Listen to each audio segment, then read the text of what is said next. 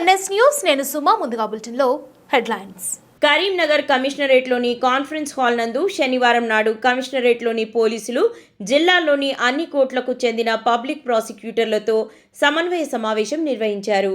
ఈ సందర్భంగా Karimnagar police commissioner Abhishek Mahanti మాట్లాడుతూ నిందితులకు శిక్ష పడుటలో పోలీసులతో పాటు పబ్లిక్ ప్రాసిక్యూటర్ల కీలక పాత్ర ఉంటుందన్నారు.